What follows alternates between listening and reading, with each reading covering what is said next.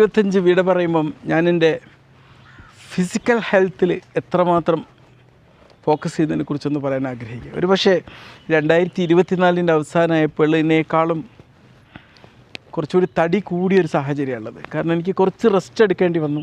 പിന്നെ ഞാൻ കുത്തിയിരുന്ന് എന്നതിനേക്കാളും നടന്നായിരുന്നു 2021 ജോലി ചെയ്തിരുന്നെങ്കിൽ 2025 എനിക്ക് ഒരുപാട് തവണ ഇരിക്കേണ്ടി വന്നു എന്നുള്ളതാണ്. കാരണം എൻ്റെ കണ്ണിൻ്റെ ഓപ്പറേഷനൊക്കെ കഴിഞ്ഞതുകൊണ്ട് എനിക്ക് ആ സമയത്ത് അതിന് കോട്ടം വരാത്ത രീതിയിലുള്ള വ്യായാമകർമ്മങ്ങൾ ചെയ്യാനുള്ളൊരു സ്വാതന്ത്ര്യം ഉണ്ടായിരുന്നുള്ളൂ. അതെൻ്റെ ശരീരത്തിന് ശരിക്കും ബാധിച്ചു എന്ന് മാത്രമല്ല, ഞാൻ ഒരു 10 കിലോളം തൂക്കം കൂടി എന്നുള്ളതാണ്. പക്ഷേ ഭക്ഷണ കാര്യത്തിലൊക്കെ ഞാൻ നല്ല നിയന്ത്രണത്തിൽ തന്നെ ആയിരുന്നു. ബ്രേക്ക്ഫാസ്റ്റൊക്കെ രാവിലെ ഒരു കോഫിയിലൊക്കെ മിക്കവാറും ദിവസങ്ങൾ എല്ലാ ദിവസത്തേക്കും ഫിക്സഡ് ആയിട്ടുള്ളൊരു പ്ലാൻ നമ്മൾ ഉണ്ടാക്കേണ്ടതില്ല. നമ്മളെപ്പോഴും കസ്റ്റമൈസബിൾ ആയിരിക്കണം. നമ്മളിപ്പോൾ ഒരിക്കലും എവിടെയെങ്കിലും ഒരു ഔട്ടിങ്ങിന് പോവുകയാണ്, നമ്മളെ ബിരിയാണിയോ മന്തിയോ കഴിക്കണമെന്ന് ആഗ്രഹിക്കുകയാണെങ്കിൽ അത് ഒഴിവാക്കേണ്ട സാഹചര്യമൊന്നുമില്ല.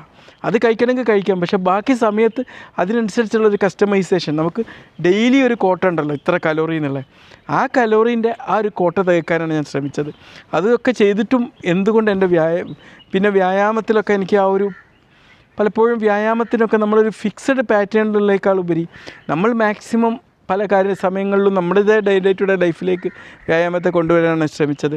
അതും എന്താക്കാൻ പറ്റി, അതൊക്കെ എൻ്റെ വ്യായാമം നിലനിർത്തിയെന്നില്ല. അപ്പോഴും പലരും ചോദിച്ചു, ഡോക്ടർ നിങ്ങൾ ഇങ്ങനെയൊക്കെ ചെയ്തിട്ടും എന്താ നിങ്ങൾ വയറൊക്കെ ഇങ്ങനെ കൂടി വരുന്നത്? ഒരു പക്ഷേ നമ്മളറിയാത്തൊരു ബെനിഫിറ്റ് അതിന് നമുക്ക് ലഭിക്കും. എൻ്റെ ബ്ലഡ് പ്രഷർ നോക്കിയാലും ബ്ലഡ് ഷുഗർ നോക്കിയാലും ലിപ്പിഡ് പ്രൊഫൈൽ നോക്കിയാലും ഒക്കെ എനിക്ക് നോർമലായിട്ടുള്ള സ്റ്റേറ്റാണ് ഉണ്ടാവാറുള്ളത്. ഒരു പക്ഷേ നമ്മുടെ ഉള്ളിൽ രക്തക്കുഴലുകളിൽ ഉണ്ടാവുന്ന ബ്ലോക്ക് തടയാൻ ഇതുകൊണ്ട് സാധ്യമാവുന്നുണ്ടാവും. അത് നമ്മൾ ശ്രദ്ധിക്കുന്നുണ്ടാവില്ല. നമുക്ക് വേറൊരു രീതിയിൽ അതിൻ്റെ ബെനിഫിറ്റ് കിട്ടുന്നുണ്ടാവും. എന്തായാലും 2026 ഞാൻ വീണ്ടും ചലിച്ചുകൊണ്ട് തന്നെ പ്രാക്ടീസ് ചെയ്യുന്ന സിസ്റ്റത്തിലേക്കും ക്ലാസ് എടുക്കുമ്പോൾ ഒക്കെ ഞാനിപ്പോൾ കുറച്ച് കുത്തിയിരുന്നൊക്കെ ക്ലാസ് എടുക്കുന്ന ശീലമുണ്ട്. ഇപ്പം പണ്ടൊക്കെ നിങ്ങൾക്കറിയാം, ഞാൻ മൂവ് ചെയ്തിട്ടും ലൈവൊക്കെ പോയിട്ടാണ് ചെയ്തുകൊണ്ടിരുന്നത്. പക്ഷേ പലർക്കും അതിൻ്റെ ഗുട്ടൻസ് എന്താണെന്ന് പിടിയിട്ടില്ല. പലരും അതിനെ പരിഹസിക്കുകയൊക്കെ ചെയ്തു. കാരണം നമ്മുടെ ലൈഫിൽ നമ്മളെപ്പോഴും ഈ മൂമെൻറ്റ്, ശരീരത്തിൻ്റെ ശാരീരിക ചലനത്തെ അതിൻ്റെ ഒരു ഭാഗമായി നിലനിർത്തണമെന്ന് ഉദ്ദേശിച്ചത് കൊണ്ടും അതിനെ പ്രാക്ടിക്കലായിട്ട് ഡെമോൺസ്ട്രേറ്റ് ചെയ്തു തരാനാണ് ഞാൻ ആഗ്രഹിച്ചത്. അല്ലാതെ ഒരു പൊട്ടം കളിയോ ഒരു പ്രാന്തം കളിയോ കളിക്കലൊന്നും അല്ലായിരുന്നു. ഒരുപക്ഷെ ആ ഒരു സ്റ്റൈലിലേക്ക് തന്നെ 2026 വീണ്ടും മാറ്റണം എന്നാണ് ഞാൻ ആഗ്രഹിക്കുന്നത്.